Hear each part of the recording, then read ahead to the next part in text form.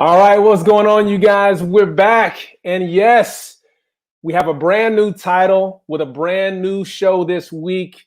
So we used to say, welcome to Men of Impact with Dr. Brad, but with the new branding and a new message, which I'm going to be talking about here in just a second. Welcome to Elite Performance with Dr. Brad. And this is the show where high achieving men come to prioritize their faith, maximize their performance, and clarify their purpose. And I'm your host, Dr. Brad, and I'm a faith-based performance coach for men. What does that mean? I help high achieving men prioritize their faith so they can win at work without sacrificing their fulfillment. And so this show provides the perfect combination of both faith-based and peak performance strategies for men to win at work and be fulfilled in life. And so this is the opportunity I'm going to give you to like, share, and subscribe. If you're on Facebook right now, go ahead and give us a like. If you are watching this and this is a replay, then welcome aboard. Again, we invite you to like, share, and subscribe. The whole point of this show, you guys, and this started, back when COVID first got started, I was just thinking about how can I use the time and the resources that I have to be able to try and pour into people. I have a passion for men to be able to be the best men that they can be. Because as you'll hear in just a second, my story was I certainly was being far from that at one point in my life. And then as through the grace of God and the help of other men, I've come a long way. And so now it is my divine obligation to share the knowledge that I've learned to be able to help men come and just be the best that they can be, win at work, be fulfilled in life by prioritizing their faith. And so, again, we're going to have another fantastic guest for you today. As a matter of fact, this person is somebody who we've recently become friends, but he's also just a phenomenal individual. And you talk about amazing story, and he's also got a passion to be able to help men and disciple guys to just be phenomenal. And so the topic that we're going to be talking about today is how to become a spiritually strong man. And so for those of you who don't know my story, several years ago as a sports medicine doctor, and I'm talking about taking care of athletes at the highest level, right? I mean, taking care of a professional team in terms of what I did in my career. I also had a home-based business. Things were going well. And I was that person that was outwardly successful, but secretly stuck. And so it looked great. It looked great on the outside. I mean, I'm telling you, everything looked like it was phenomenal. What's going on, Reggie? Just so you guys know, this is an interactive show. So we want to make sure that you guys are engaging with us. Good to see you, Reg. Thanks for coming on board. And if you guys have any questions, make sure you ask them while we're going through the course of the show, or comments for that matter. But yeah, I was just outwardly successful, but secretly stuck. And I remember I just wasn't the man that I'd envisioned. It was like I had gone down this path, all this hard work, time, and energy to get to where I thought I wanted to be as a physician and in my career and had a family. But I was significantly unfulfilled. And I remember it came to a point where I was just in my bedroom, dropped to my knees and was like, is this it? It's got to be better than where it is and how it is now. And I was far from the best husband, father, Christian, doctor, business owner that I could be. And it started spilling into me underachieving in my life. And like, I don't know if you ever felt this, but just like, I know I can do better. I know I can do better in multiple areas of my life. And it got to this point where I was like, I'm hungry for fulfillment. My success came at the cost of my fulfillment. And so there started the journey. I started to build a close relationship with God. I started to prioritize my faith. And as a result of that, all the things that I was looking for in terms of being able to experience success, now for the right reasons, to be able to experience fulfillment because I prioritized it, life changed in a drastic way. And sure, a lot of stuff has happened since then. Become a best-selling author, launched a coaching program, and became a national speaker and so forth. But what I'm most grateful for is the relationship that I have with God and the relationship that I have with my wife and kids and the fulfillment that I've been able to prioritize. I say that whole story simply to say this. If you are where I was back then, if you are currently right now where I was back then, I understand, I get it. I've been there, okay? And I'm here to tell you through the course of this show and the people that I'm going to be interviewing, I'm so excited to have Dr. Joe on today, is going to require a prioritization of your faith in order to get to where you become that man who's winning in work and life, right? That person I think we all aspire to be, just be hitting on all cylinders, right? It's not going to take more work. It's not going to take more, let me just attack this success thing. Let me achieve more. It's going to require a prioritization of faith. And that is the message that I'm looking to get out there to the masses. Because guess what? I've been there before. It's a reason why I'm bald head, man. Look, I'm prideful and I'm stubborn. I keep hitting my head against the wall. Okay? I don't want y'all to have the same problems that I had. All right? So it's that time. We're going to bring on our guest. Like I said, I'm very excited to have him on. So Dr. Joe Martin, I love what he says, is that he's an award-winning speaker, author, professor, and this is the part I love, certified man builder. And so you talk about discipling men and just being a strong, phenomenal man of faith. He is just the epitome and example of that. He's authored and co-authored several books, including Are You the Man? 201 Lessons I Wish My Dad Would Have Taught Me. Also, The Real Man, Spiritual Leader Blueprint, and many more. He's spoken to more than 750 businesses, organizations, churches, 750. Y'all hear me when I'm saying this? All right. He was voted National Speaker of the Year by the Association for the Promotion of Campus Activities. One of the things I really enjoy is listening to his podcast, Real Men Connect Podcast, which is the top rated podcast on iTunes for Christian men. Let me tell you right now, just go to your phone, go to iTunes and just subscribe to it because you're going to enjoy it. All right. He serves as a guest columnist for several national publications. Listen, I can go on and on and on. He's a phenomenal family man. And now he focuses on helping men become the best versions of themselves through connection, community, and coaching. Without further ado, my friend, Dr. Joe Martin. What's going on, man? Hey, Dr. Brad, how you doing, man? I was getting like goosebumps while you were telling your story and sharing about your process and your journey, and something on the Holy Spirit is just moving in me thinking, this is going to be good tonight. This is going to be real good. Listen, I mean, you and I both have a passion, man. And it's because, and we were talking about this before we started the show, right? I mean, that purpose is rooted in the prior pain that we had. Right. And so we can speak well about some pain because we've experienced it.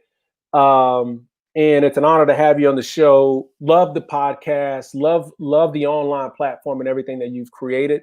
But you have created this, as I just mentioned about purpose, you've created this because you have a story, and I want to just jump right into it. How'd you get to where you are now?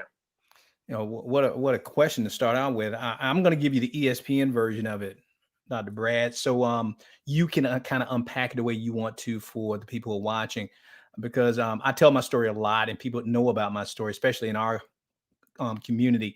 But the way I describe it is that I went from rags to riches to ruin to redemption.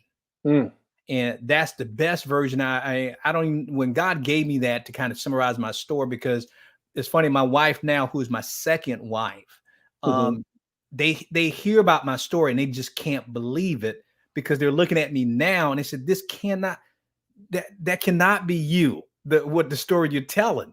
And so there's people in almost every segment of my story that validates it. So they said, man, maybe it was true that what he was talking about, because obviously my family, my closest family, my siblings, they've been there the whole time. So they know.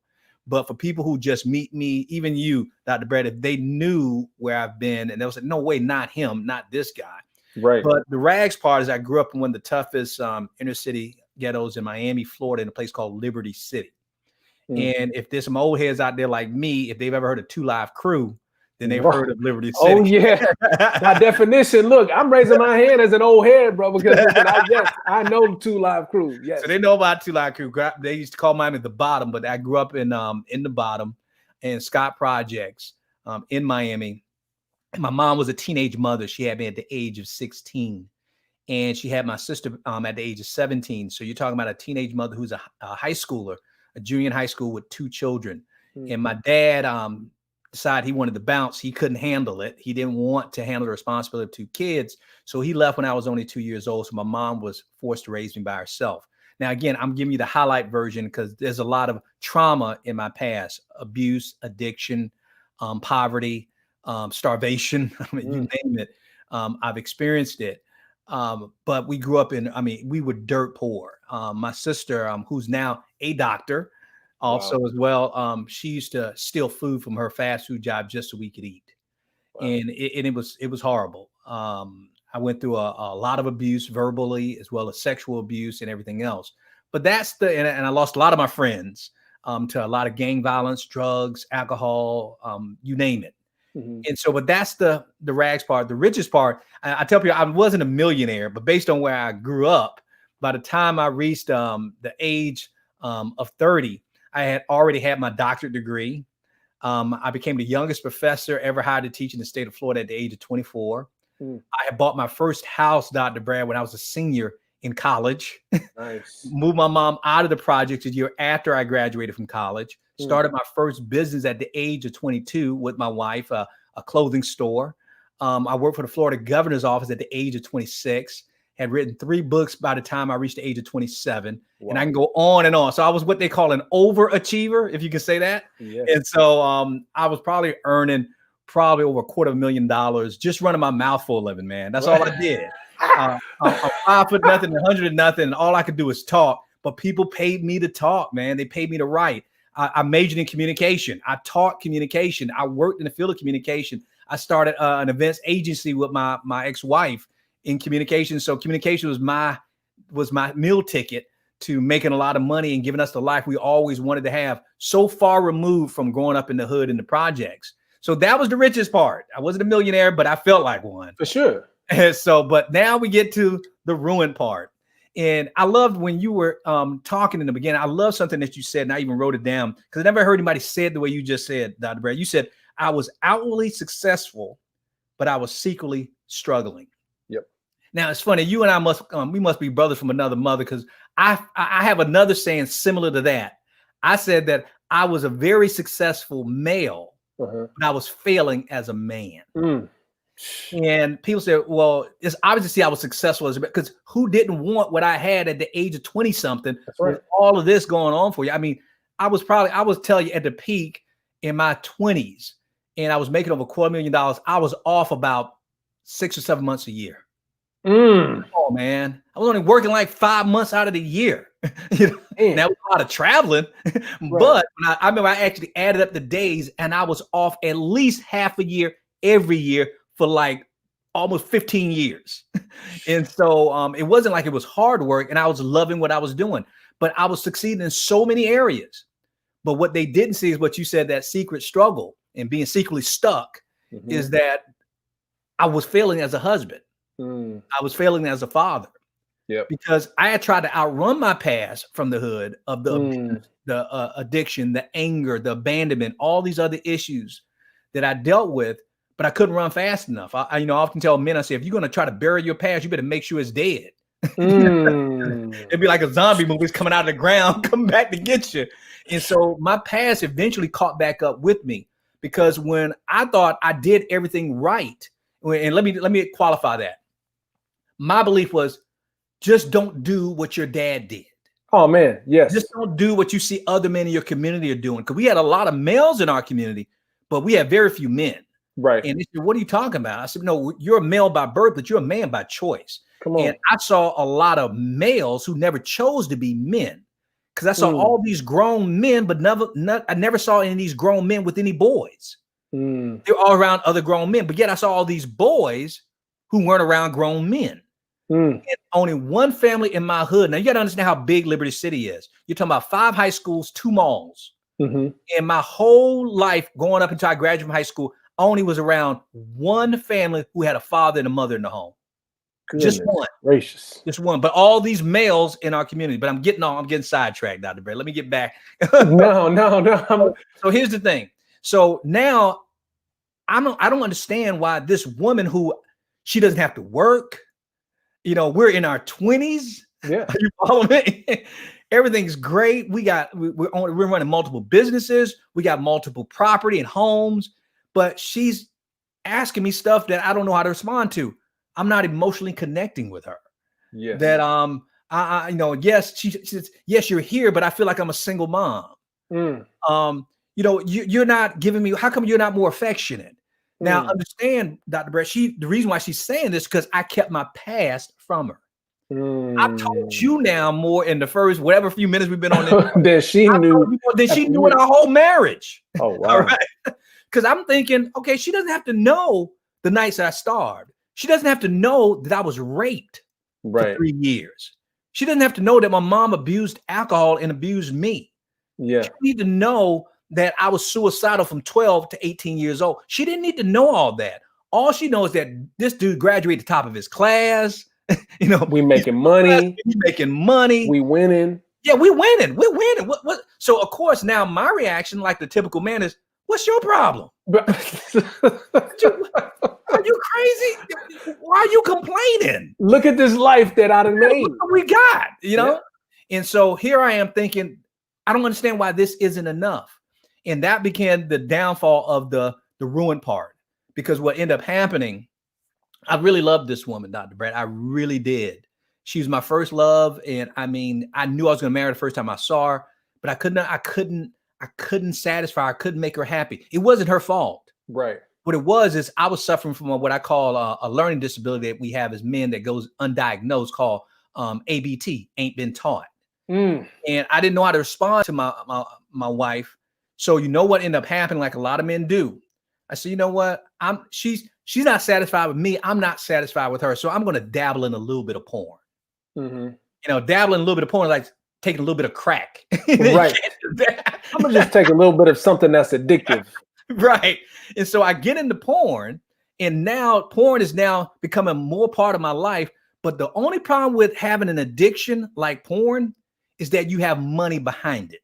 And so, of course, that didn't satisfy me. And so I'm thinking, this is not real. This is on a computer screen. So when I was traveling across the country, I would go to strip clubs. And I'm thinking, okay, this is kind of satisfying me a little bit. But guess what? That didn't satisfy. Right. I'm thinking, well, eventually it doesn't. No. Yeah. And so I'm asking, man, how many women can I take home with me from this club? And all you got to have is some money. Look at me. I ain't that good looking for a guy. So, you got the ends, you can get there, Right. And so, and all it took was that first woman telling me this. You do what for your wife? You do. She doesn't have to work. Now it's justified. Man, wow. That couldn't be me. See, if I was your woman, if I had a man like you, and of course, what do you think that the enemy's telling me? That's right. Something wrong with that woman. She crazy. Right. And so I wasn't just an adulterer. I had to make up a word for this, Dr. Brad. I became a serial adulterer. People say, why do you come up with serial adulterer? I took it from the word serial killer. Right. Over and over. A person who kills and a serial killer goes on this spree that they get to a point that if they're really bad, they lose track of the bodies. They can't remember where they buried them. Right. That's what kind of adulterer I became. That it got to a point that I started sleeping around so much that even if strange woman came up to me and told me I slept with her, I would have to take her word for it because I probably wouldn't have remembered. Probably wouldn't know. Wow. And here's the bad thing about it. I wasn't on drugs. I don't drink alcohol. I did this sober. Right. And so could you imagine my ex-wife now, who was a virgin when I met her? And then she discovers it because I wasn't man enough to own it. She uncovers it. She discovers it. And it broke her heart and devastated into a million pieces. And to my credit, I tried to fight for the marriage. Right. I destroyed our family. I destroyed our home. And I couldn't have hit a lower point in my life, Dr. Brad, than that. That's why I say, I told you the rags to riches to ruin. When I say ruin, I was wrecked. Ruin. Yeah. Because I just said, God, just take me. The only thing that kept me alive, because I wanted to take my own life, the only thing that kept me alive was my son. We had a son.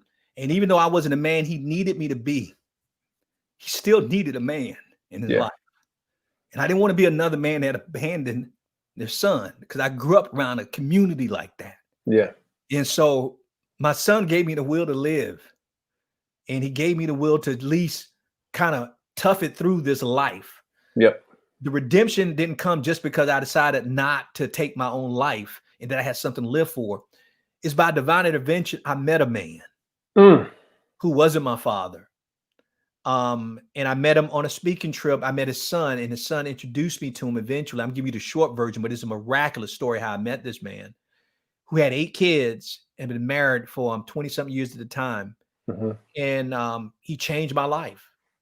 And when I asked him, after he changed my life, I asked him, I said, man, what could I do to repay you for what you've done? He showed me how to be a husband by watching him love his wife. He showed me how to be a father by how he discipled and disciplined his children, 8 of them, 5 boys, 3 girls. And he didn't talk about the Bible. He lived the Bible in front of me. Oh, by the way, let me tell you this, all this story I'm telling you, I was saved. I wasn't a non-believer, which I'm hoping that hits somebody out there.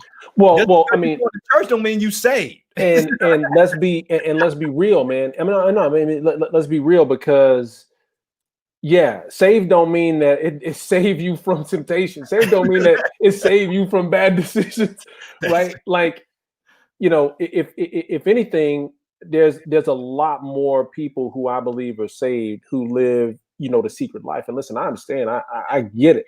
You know what I'm saying? I was the poster child for that.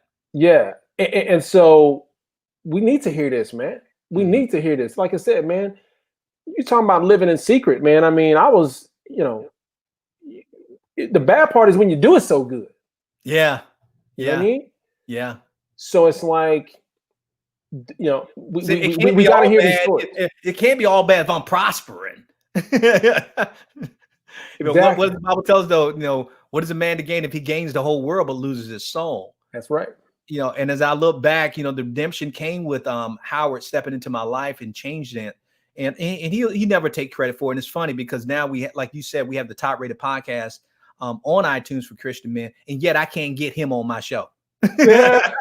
He does not want to be in the spotlight at all. Everybody thinks he's a figment of my imagination. They think I'm making this dude up. Because I've heard of Howard. You referenced Howard multiple times in our conversation. My life, and my family knows him.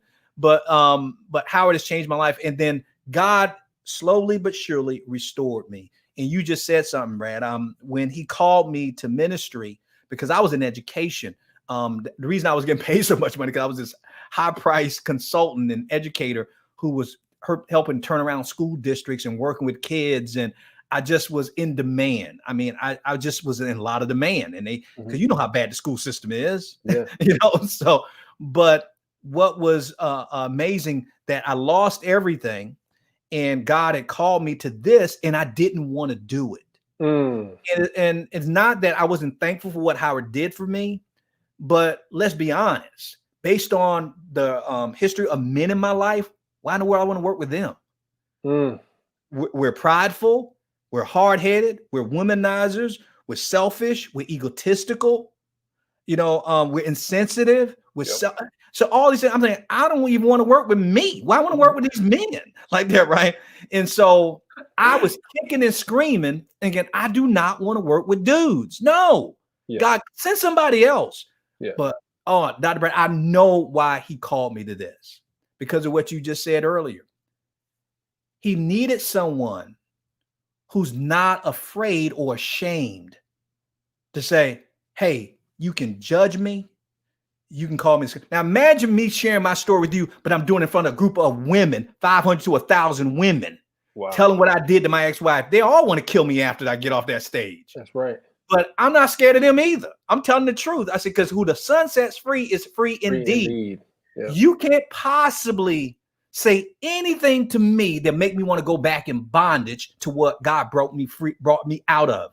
And so he gave me a boldness that I see that's lacking in a lot of men, because we're still afraid of what other people think of us. Oh man. Okay, stop right there. So yes. And the other thing I hear is the fact that, you know, what I'm hoping that people see is, okay, they see the title and they hear you talking and they like, all right, I'm interested in seeing how this turns around. Because how is this dude qualified to talk about being a spiritually strong man? But what I hope that it does, and what I know it's already done, is that it offers people hope.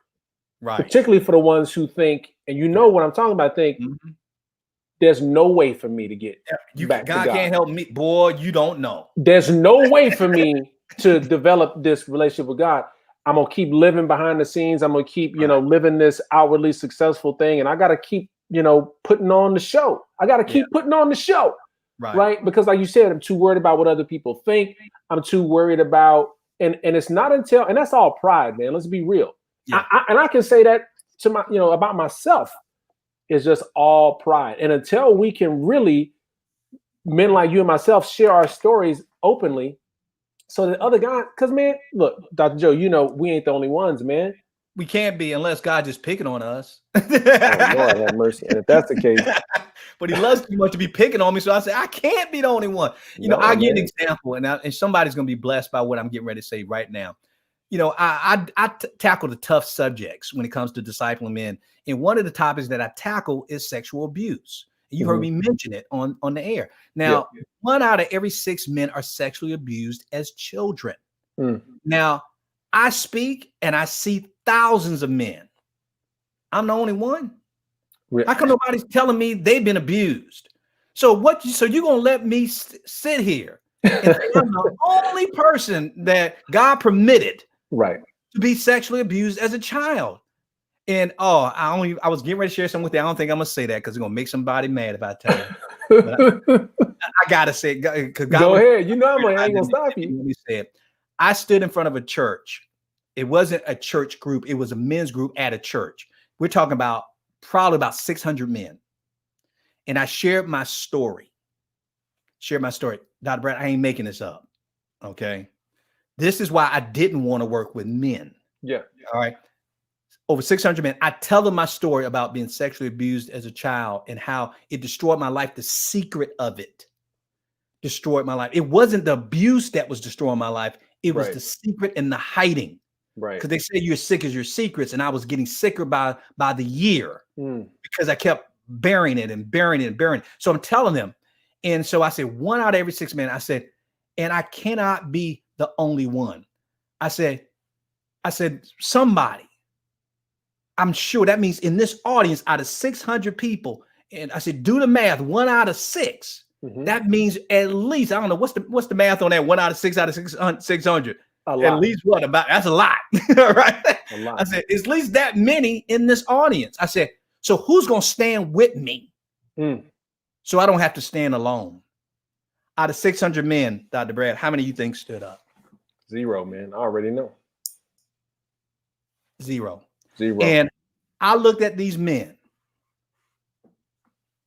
Y'all are Christians. Yeah. Y'all gonna let me stand here by myself, alone,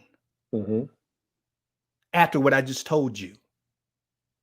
Not stand with me, bro. You got to stand by yourself. Right. This is why I said, God, don't send me. Oh, I can't stand men. Oh, man. That's exactly why I'm sending you, because no man would have been bold enough to call them out.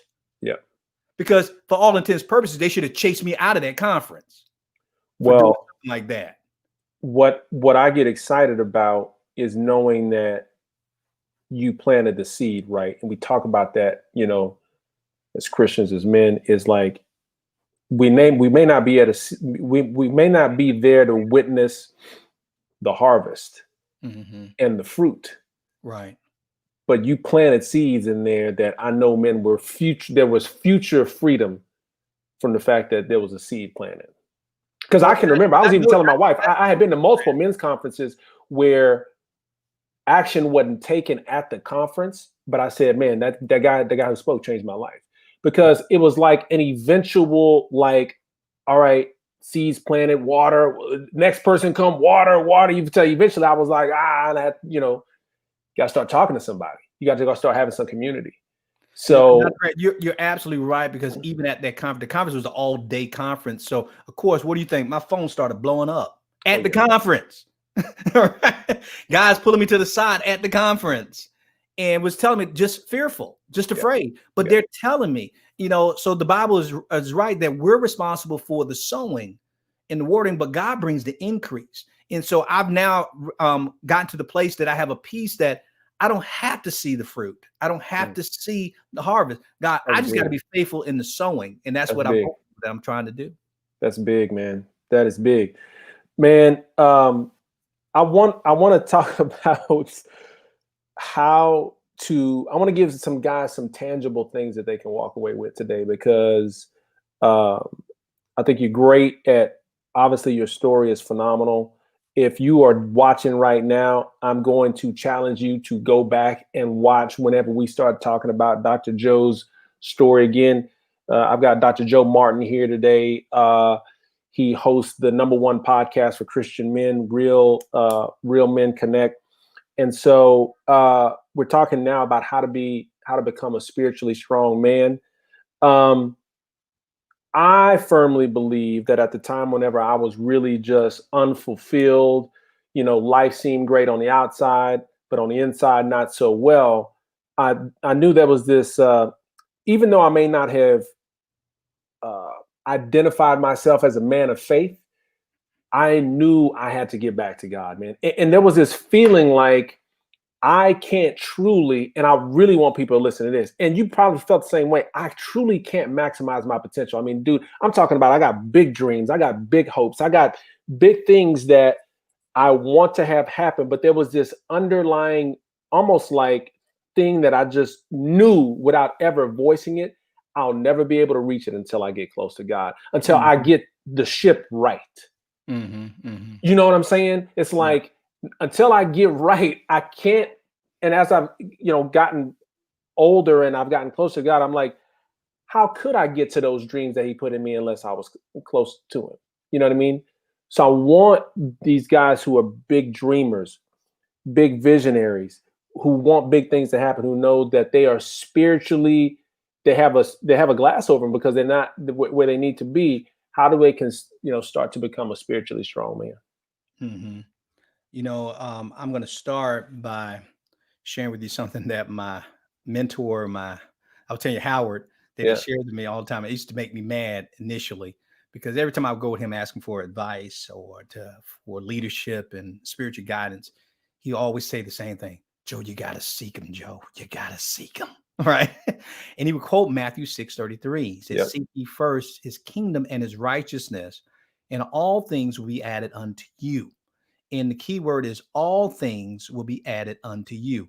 And if you look up the word all in the Greek and Hebrew, guess what it's going to say? It means all, everything. That's what it means. And so I didn't like that advice, because I said, okay, I know that.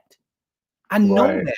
He says, Joe, you know it intellectually, but you got to let that transform your heart.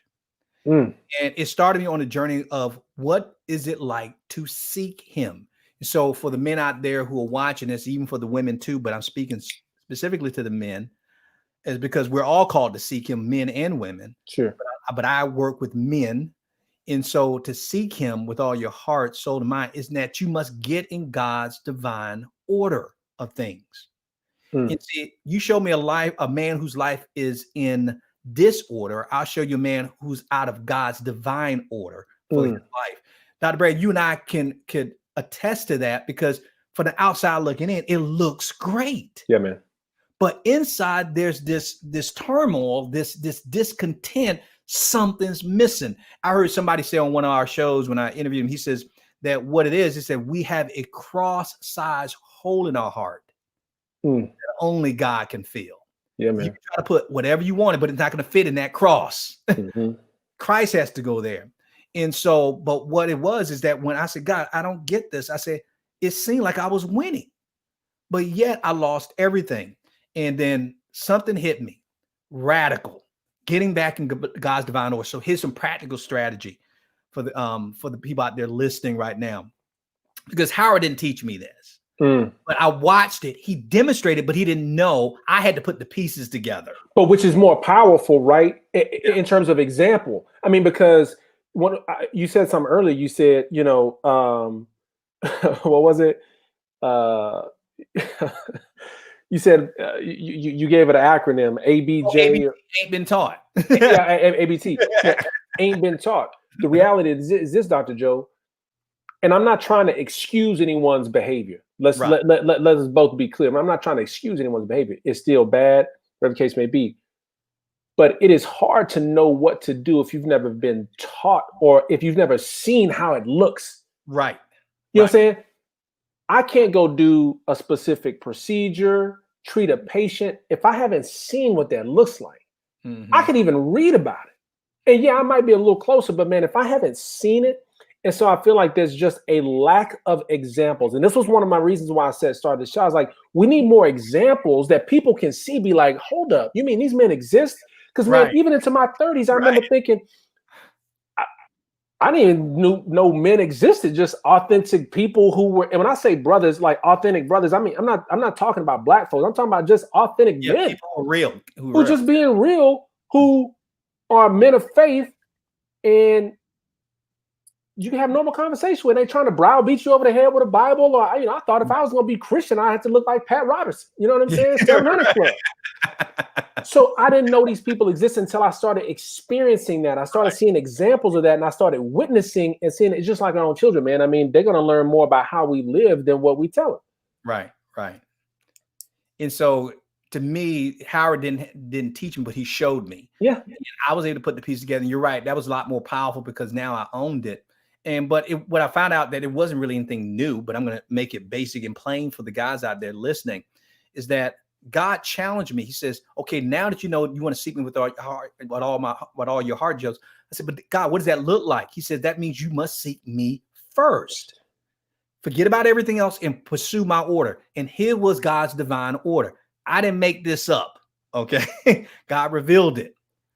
Christ first. Now I made it easy to remember because I gave an alliteration of C's. Christ first. Christ first. Covenant second. And what do you think I'm referring to, Dr. Brad, when I say covenant? Your marriage. Covenant. Children third. Children third.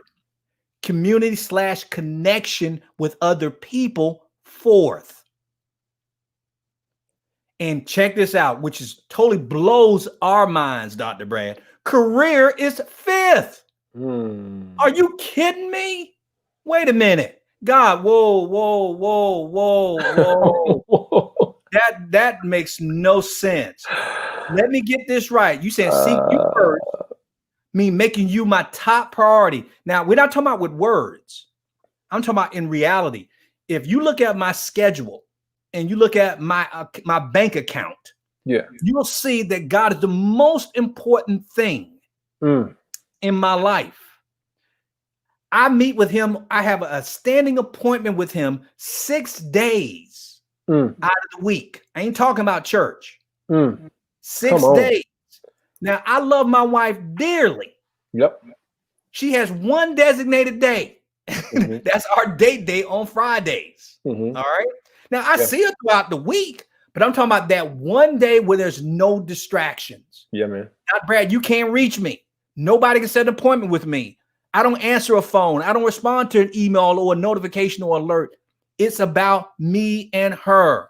Priority. She's the only person that gets the whole rest of the day on Friday. Nobody has that kind of time. The only person who has more time with me than my wife is God. Is God. So Christ first, covenant second. Then I got these kids. I got my son and I got my daughter. I just told you before we came on the air that I'm empty nester now. But guess what? They have designated days too. Now their time block's not as long as mama's. Right. Are you following me? But they know I know that dad's going to take me on a date on Saturdays. That's my daughter. Mm. My son knows I can have lunch, come hang out with my dad. He's grown. I know we're going to talk for at least a couple of hours on Wednesdays. Mm. You follow me on this? Mm-hmm. So I'll be getting a call for him tomorrow. All right. Now, no distraction. So when I'm on a date with my daughter, guess who can't reach me? My wife. Mm. Are you following me on this? Oh, yeah. This is priority. This is priority. And my wife understands because when I'm with her, guess what? They can't reach me. Come on. Until somebody texts 911, no, you can't get my cell phone is for my convenience, not yours. Mm. All right. I hope somebody take a note on that. Somebody needed that. And we ain't even talking about Christian stuff. They're like, oh, shoot, that's business. Like, I'm telling you, you just bless somebody on that one. And so now the children are third. Then community and connection is fourth. That's my relationships. And guess who's including that? My extended family, my brothers and sisters in Christ, as well as in blood. Now, this is where I had a question with God. I said, God, I don't get this. Above career, people? And God says, I'm a relational God. Relationships will always trump everything else. Yep. And so how are they going to know about me if you're not hanging around them? He said, they'll know that you're one of my disciples based on your love for one another. I didn't say how hard you work. They're going to know you're one of my disciples based on your love for one another. So you're going to put people in your life and guess what? I got to put them on my calendar. Yep. So that means I'm having lunch before the COVID-19 thing. I was having lunch at least once a week with one brother a week. Yep. I don't have to know. I just met the dude. We're going to have lunch. Yeah. I'm going to sit down with you and break bread. I'm having men over to my house. I have discipleship groups. I have accountability groups. Mm-hmm. I have group calls that I do. Man, I'm always hanging around. Now, this is the same dude who told you couldn't stand men. Right. Now I got hundreds of men in my community, in my connection. And why is that so important? Because for me to now go back to where I used to be, I got to go through an army of men to get there. These men are going to fight for my marriage. They're going to fight for my kids. They're going to fight for this ministry. That's right. They're going to fight for everything that's important to me. They're going to fight for my integrity. I got to go through these men to get there. Now I have career that I can focus on. Now, I didn't get it, Dr. Brad, until the guy had to show me after I tested God. And he says, now watch, all these things will be added unto you. And he was absolutely right. Who are we to question God? Check this out. If I'm seeking God, let's start with Christ. If I'm seeking him consistently, spending time in his presence 6 days a week on how do I love this woman? Yeah. How do I serve and support her? How do I minister to her? How do I pray for her? Guess what? When I come out of that closet with him and I'm in her presence, she's like, wow, I'm glad he's been spending time with God because he's loving me a little bit better than he did before. Now, if I'm loving mom right, guess who's noticing? The third priority, the children. Yep. Oh, my goodness. My daughter, I want to marry a man like that. My son, I want to become the kind of man my dad is. As jacked up as I am, Dr. Brad, I'm setting an example for my children on how to be a husband, how to be a wife, how to lead a home, how to seek after God. Oh, but I'm not finished yet. So now I got my house in order. Guess what I noticed when I'm around my boys in my community? I got mad respect now they're giving me. Dude, man, how are you able to? I heard you and your wife that y'all had an argument, but yet y'all look friendly now. What? I had to humble myself. Man, what are you doing? And now they want to know more of how you loving your wife that way. How you, man, how come your faith is so strong? Now I'm becoming a witness to them. And now they want to be around me. And guess what I found out is that when I'm now able to sharpen iron, sharpens iron, one man sharpens another. Guess what I noticed? God has birthed a ministry, a career, a calling that helps me expand his kingdom here on earth. And so God was absolutely right. Seek him first. And all the stuff will add in place. But guess what, Dr. Brad? I didn't do that before. I thought if I make this money, get paid, start stacking these chips. Yes. Then I'll get everything I want. Yes. And yet I ended up with nothing, losing it all. Dr. Joe, there's so much that I'm going to unpack with what you just, I mean, oh my gosh, eloquently put so well. But my question is this, because this is the me that was in the past thinking this question as you're talking. This is the past me thinking, and I want to know what you would tell to this person sitting there watching this, thinking, I understand that, and I know I'm not where I want to be. I know I need to change things, but I'm reluctant, and I'm winning, and I'm winning, but I'm also, like you said, stuck. I mean, you know what it's like, man. I mean, you know, money in the bank is good. Everything is good. I mean, you winning, but it's like, oh man, it then came at the cost of too much. And this guy's sitting here hearing you, but he's like wrestling with, do I give God his rightful place in my life? What would you tell that dude, man, in terms of where you are now and where he would be now if he decided to say, you know what? I'm gonna go ahead and put you in your rightful place. I don't know how I'm gonna do it. I don't know how you say everything's gonna be like, but like that person who's battling with, do I seek him first? Do I literally put him first, like the Bible said? Do I do this literally? What do you tell him? Mm-hmm. What I would do, I would try to make it less spiritual right now, because I, for some reason in my spirit, Dr. Brad, I'm thinking a man out there, and because remember we just talked about this before we came on the air, that you have to meet a man where he is. Yeah, man. Not where we want him to be. So talking about putting Christ first when you would even debating whether or not he still exists, maybe a harder thing for you to swallow. So let's make it more practical, and I'm gonna get really personal. Last year was probably one of the roughest years of my life, man. Because I had to go through 7 deaths. Experienced 7 deaths. One was a mentor of mine, not the one I was mentioning before, not Howard, but one of my mentors. I had 6, and now I got 5. Now, we should tell men something, that dude's he had 6. Yeah, 6. And I'm always recruiting, trying to find more. That's right. But I lost 7 people last year. Prior to that, I hadn't lost anybody close to me in 40 years. Wow. And the last one was my mom. And she died on Thanksgiving last year. And I'm going to hold up my phone here. The day she died, I couldn't sleep that night on Thanksgiving. I eased out of the bed so I didn't want my wife to hear me. And I went to the bathroom and I took my phone to go check some of my messages. And on your phone, if you don't delete text messages, they can pretty much last forever until you get a new phone, or they change something out. So I found my mom's text messages for over 2 years. Dr. Brad, check this out. So I'm reading my mom's text messages, and I got to a year before Thanksgiving, and she had spent Thanksgiving up here with us. And she was talking about how it was the greatest thing she ever had. It was fun, and she couldn't wait, and da da da da. And I'm going through the other text messages, and it's 9 months out, and she's checking on me, say how I'm doing. And I'm like, she doesn't know. And I'm going through the messages. It's 6 months out. She doesn't know. She's only got 6 months left. And I'm going through the text messages, Dr. Brad, and it's 3 months out. And my mom's showing me pictures of her getting rebaptized. I said, she don't know.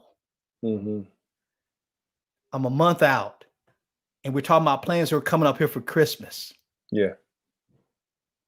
She doesn't know. The week before she passed, I sent her a message and said, Mama, do you remember it's Granddaddy's birthday today? Who had died when I was 10 years old. But we were really, really close. And my mom texted me her last message. I cannot believe you remember Daddy's birthday. I thought nobody remembered that. You just made my day. I love you so much. And I was saying and I looked at that last message and I said, and she doesn't know, 7 days from now, she's going to see him. Mm. So what do I say to that man out there? It's short term, bro. It took 7 deaths for me to realize that I ain't going to be here forever. My mom had no clue. Yeah, man. She's making plans. Yeah, man. Brad, she was 67 years old, man. Yeah, man. Not 97, not 87, 67. Yeah, man. And she didn't know. So about, should we put him first? What's your alternative? Because I know, speaking for me, I got less years ahead of me than I have behind me. Right. And what I learned from those funerals, let me tell you about just a few of the funerals I had to attend. I mentioned my mom. I mentioned one of my mentors. What I didn't mention is 2 people. My spiritual mom, daughter died at the age of 29. Jesus Christ. One of my brothers in Christ, who I told you part of my community, his son committed suicide at the age of 22. You never want to go to a funeral where they've committed suicide, Brad. I'm telling you. That was devastating. But it took me seeing my coach's funeral, one of my mentors. Yeah. Because the church was packed with men. I've never seen so many men at a funeral in my life. And it was, and check out what I'm saying. I know this sounds crazy. It was the best funeral I've ever attended in my life. I ain't want to go home. That's how good this funeral was. Wow. It wasn't crying and weeping. It was a celebration. Coach died. He was only 61. Wow. Died in his sleep, getting ready to go speak at a men's conference. Didn't show up, and they found him in his bed sleeping. Wow. And at that funeral, I saw I got it. He was number 6. It prepared me for my mom, who was number 7. Because when I saw that, it changed my whole thought process about this life. Because I was thinking, God, he was only 61. Because my mom is still here. I mean, he's only 61. God, how can he? By the time his funeral was over, I said this, Dr. Brad. God, why'd you let him hang around so long? You could have taken him at 47. His mission accomplished. Yeah, man. He fulfilled his purpose, his job. The fact that all these men are here is a testament to how this man has lived his life. So that man I'm telling out there who's thinking about this, forget about God. Yeah, ask yourself, do you plan to die? And if you do, what do you want to be remembered for? What legacy do you want to leave behind? What do you want them saying about you when you're not around? What do you want your kids saying? That you were a great provider? That you ran multiple businesses? What do you want your wife to say? See, Dr. Brad, I tell people, I say, you want to know, people measure man by the size of their bank account, by the size of their house, by the size of their number of cars there. You know what I measure man on? By the size of the smile on his wife and his children's face. Ooh-wee. That's what I measure a man by. Because, hey, if you haven't earned their respect, you'll never get mine. You'll never get mine. And this is so 180 degrees on how I used to be. Oh, yeah, man. I just thought, man, get enough degrees, make enough money, man, enough people, get enough followers. Yeah, man. You'll be all right. Yeah. And now I realize that no, I'm preparing to die. Let's get real. We're all preparing to die. Do you realize we've been on this show right now? We're that much closer to death than we was when we started this show today. That's right. That's right, man. You don't move farther away from death. You move closer to death. And I'm making everybody sad and depressed right now. That's the truth. No, man, but the reality is, man, because I mean, look, we lost some phenomenal people this year that a lot of people knew. I mean, not again, I don't want to discredit if someone lost people that weren't famous, but I mean, we start off the year with Kobe. Yeah. Chadwick Boseman just died. I mean, these were young people.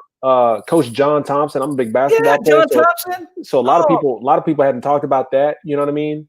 And John Thompson wasn't, I think John Thompson was probably 60s, 70s. I mean, so, but the one thing that you hear these people talk about, these men, were the impact that they made and the integrity. Right.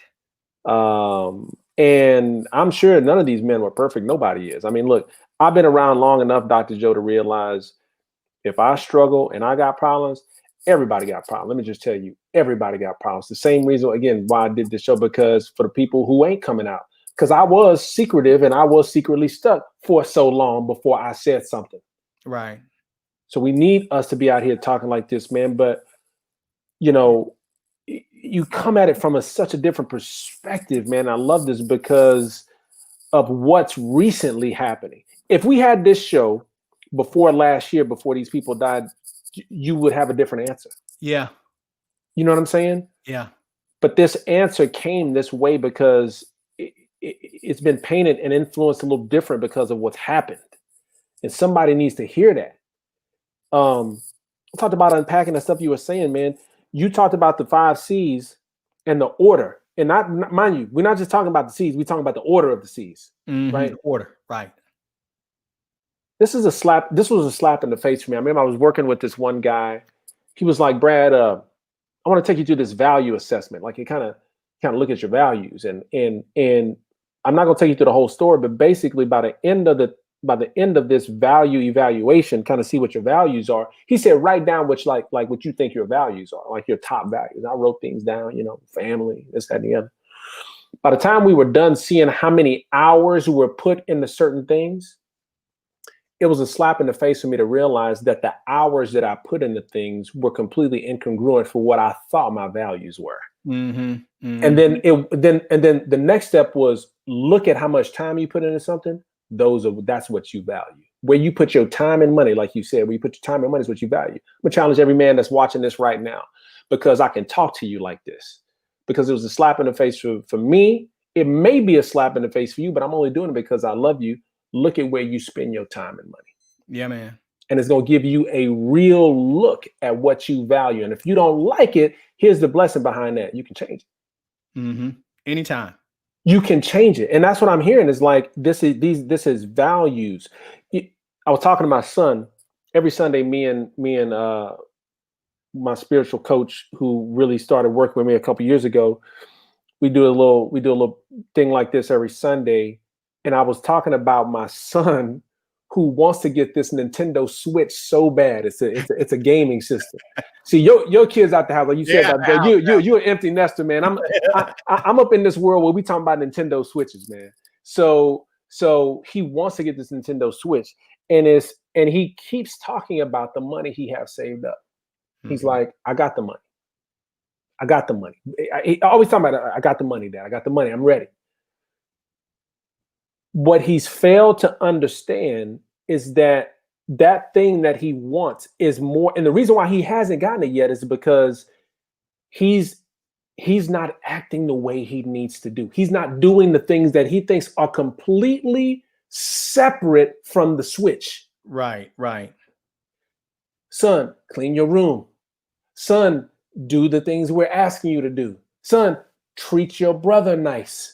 All these things that he can't see, or he thinks he can't see how it's connected.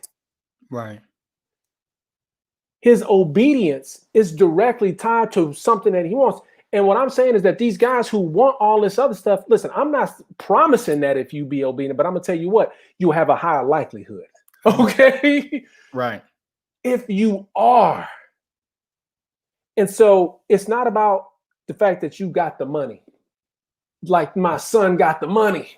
How you acting, man? Yeah. How you being, man? You know what I'm saying? And that's what I'm hearing when I'm hearing this. It's like, seek ye first, because that with which you think has nothing to do, and that is completely indirectly with what it is that you want, has everything to do with me, and that with you having. Right. Now, I'm not saying this is a slot machine kind of God. I'm not saying sitting here like, oh, okay, cool. Oh, well, you just want me to do this and I'm going to get this. That's not how it works. And I'm not saying that. Let me make that clear. But God is interesting, because I remember even playing that game, say, oh, I see, I just got to be obedient. But here's what's happened. And I can't even tell you that I got the blessing I prayed for. I got something better. It's like he tricked me, man. He was like, okay, cool. But I started spending time with him, saw that was the blessing, and that was the blessing. Right. I said, you tricked me. You know what I'm saying? I went after it with this, and then I was like, once I got here in his presence, I was like, oh wow, this is better than what I was asking for. Mm-hmm. So God first fixes everything, and I hope that man who I was challenging you with that question could just come to the conclusion that it's like you said, man, what other options you got, man? But you just gonna keep being stuck like this? I mean, what other options you got, man? You gonna keep chasing? You gonna keep chasing that thing? You know, I mean, it's gonna still get that painful to where you're gonna be forced to, you know what I mean? Make the decision. I remember when we first met, you were like, Dr. Brad, you much smarter than me, man, because you turned around before it got as bad as it did for me. I wish. Oh my goodness. But the point that I make is I hope that they make a decision and say, you know what, if I trust in God, it will all be better. And one thing I think, and I don't want to speak for you, but I think you can agree, is that my life is much better than it has ever been. And that I know is because it is directly tied to the relationship and the practical time of literally sitting down with him every day. Mm-hmm. Absolutely. That's the anchor of what I tell men, is that when we say seek God, it starts out that, you know what, that's something that I should do. It's like a good idea. I should do that. And then we say we should, but you know how, when we start saying we should, we start shitting all over ourselves, right? And then it takes something a little bit unpleasant to say, you know what, because we didn't do anything when we should have. He said, then I you know what, I need to put God first. You know what? Because now I notice now, I'm not as healthy as I used to be, and I'm starting to lose, because we keep thinking the genie God. But then even that can be fickle. Then we go from I need to seek him to, you know what, I think I want to seek him. It's getting a little bit better, but we're not there yet, because we want to. And the only thing, a problem with want to and being willing are two different things. Because you may want to lose weight. Are you willing to go through what it takes to lose it? Yeah. My wife runs a fitness business, so I see a lot of people at the beginning of the year want to. Oh, it's a lot of want. Trust me, it's a whole lot of want. They all falling out. So they don't want to do it. And so, but then we go from want to that, you know what? Then you're actually doing it. And you say, man, I really love spending time with God. This is good. But you know what I found out, Dr. Brad? God doesn't even want us to just love in it. You know why I think he doesn't want us there? Because love, the way we've defined it now, is attached to a feeling. Mm-hmm. So I love spending time with God as long as he answers my prayers. I love spending time with God as long as he keeps my kids safe. I love God as long as he makes my wife act right. Conditional. But God, it's conditional. Now, it's better than want to, should and need. But God says, if you continue to seek me, you're going to get to a place where I've been wanting you to be all along, which is I get to spend time with him. And Dr. Brad, my life changed when I realized, let me get this right. The maker and creator of the universe. Yeah. Who, I know we ain't got no hair on our head, but each one that fell out was numbered. He had a number attached to each one of them. I know that. Yeah, that's right. That person, that being who knows the beginning from the end, who knows everything about me. Remember the woman at the well? Told me everything about me that you don't know. And it's inviting me to spend time with him in his presence. I get to do that? Yeah, man. Are you serious? That's a lot better than love to. I don't even talk that way about my wife. Mm-hmm. I get to? Yeah, man. I love my wife, but I get to? That's right. Are you following me? Yeah, man. And so that's the point when you're seeking. So we can't beat ourselves up because we're not there yet, but it's a progression. Try him. Try with you should. Try with that you need to. Try with that you want to. Try loving him a little bit. And I'm telling you, you're going to fall in love with him, and you're going to get to, even if you never get anything from him, because he's already given you enough. more than we ever deserved. Dr. Brad, I tell people all the time, I say, I love quiet time with God so much, I wish it was a full-time paying job. I would work, dude. I'll be the laziest dude. If all I can do is get paid for spending time in God's presence, that's how much I enjoy it so much. And God has to stop me and says, you can't stay here. But God, I don't want to see anybody today. No, get out of here. You got right. You know, what difference does it make if I'm giving you all this if you're not going to give it away? Yeah. I need you. I'm giving you this, Joe Martin, so you can be a light. Let them see a reflection of me.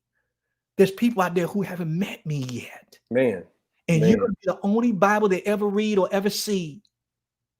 You can't stay here, Peter, James, and John, building pits. It's time to go. It's time to get out of here. You got to get up and go. It's time to go. Come on. You got to go. You can't stay. I know this is a mountaintop experience, but I'm sending you to the valley. Yeah, man. And so that's why I seek him. I don't care if I never make another dollar. I don't care if I never get another follower. I don't care if I ever get another listener. I can't wait to spend time in his presence. And then when I come out of his presence, I can't wait to tell you all about it. And I think people can't, they lack fulfillment.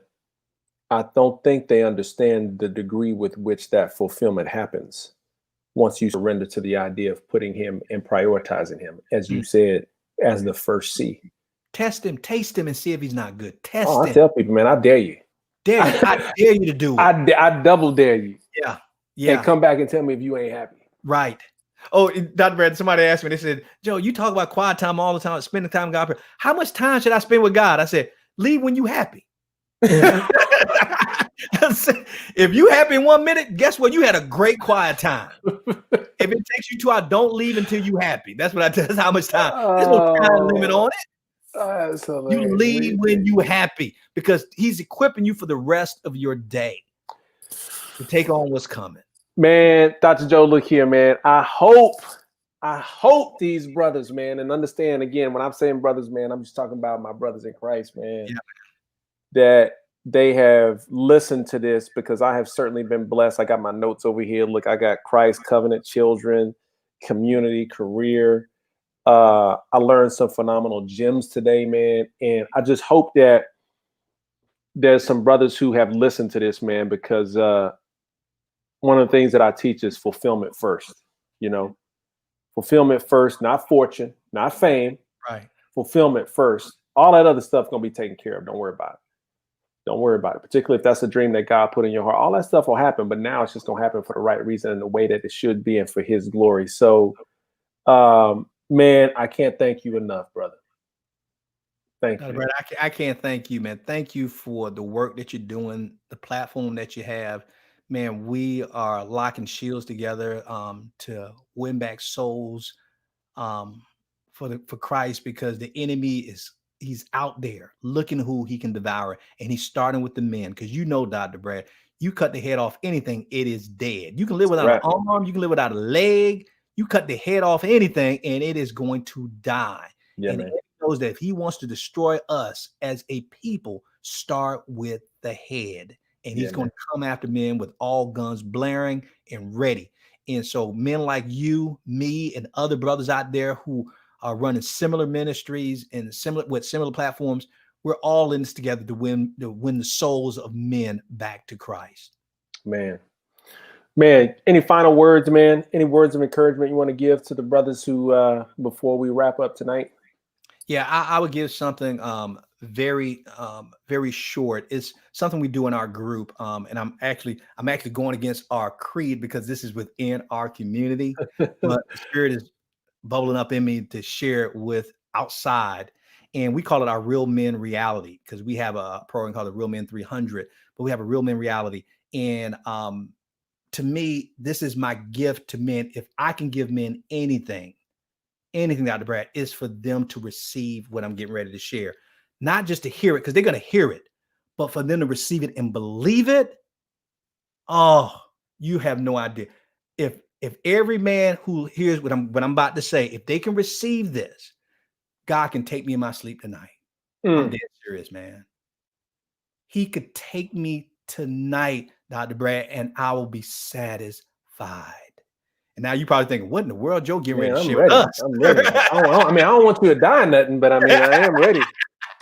But the men who know me, they know my heart. They're not surprised that I'm sharing this.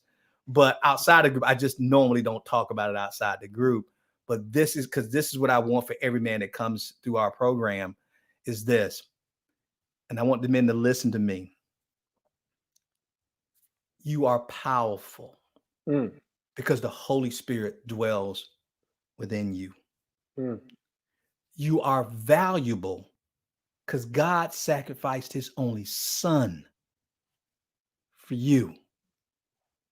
So when God looks at you, he sees the righteousness of his son, not your sins. So that means you are unashamed, you are blameless, and you are holy because that is your newborn identity in Christ. And as God renews your mind according to his truth, not everybody else's, his truth, he will give you access to the grace to live out this life righteously. Now you see what I'm talking about, Dr. Brad? If every man believed that who's listening to this right now, God could take me. Because when I stand before him tomorrow morning or tonight, he will say, well done, my good and faithful servant. That's what he put us here for, to sharpen one another so we can walk in that truth. That truth. Look, we about to go for another hour if you keep. Let me tell you something, man. Because the reality is, if you believe that, which I'm thinking that requires a belief in knowing who God is and that he is in you, you are unstoppable. You are literally unstoppable. Yes. You are literally unstoppable. And like I told you, my second favorite scripture after Matthew 6:33 is Philippians 4:13, which is, I can do all things. All things. And what does all mean in the Greek and in the Hebrew? Ain't that something else that both of my favorite scriptures got all in it? All in it. Hey, look, I'm simple, man. I just want to know, hey, man, how I cover all my bases. So follow you, and I can do all things. Got it. Man, this was good. Listen, where can people find you, man? I'm going to go ahead and put it up here. There it is. Boom. Yeah. You put it on the screen. That's where they can find me. And they can reach out to me. They can email me. They can contact me. Everything they need to know and how to get in contact with us is through realmenconnect.com. Look, I challenge you guys, man. Listen to the podcast. He's got phenomenal content on the podcast, just making brothers better. Look, it's time, man. I'm just telling you. I don't care what you're trying to do. I don't care what your challenges are. I don't care what your obstacles are. I don't care what your goals are. The answer is to be able to build a closer relationship with God. Again, you can find Dr. Joe at realmenconnect.com, including the podcast. Got a phenomenal Facebook group of men who are just, really charging each other up. I love being in there and kind of chiming in on that group. So it's great. Again, Dr. Joe, thank you. Make sure this has been it's been another phenomenal episode, when I'm going to definitely be referencing back to over and over and over again. And as we turn this into a podcast, this will be one that I will be just like, look, if y'all ain't heard that one with Dr. Joe, y'all need to just go and listen to this one. So we hope you guys have a blessed remainder of the week. Again, we'll be back next week, 7 p.m. Central Standard Time. Again, on the show, newly named Elite Performance, intentionally misspelled with men in there with Dr. Brad. And we'll see you guys next week.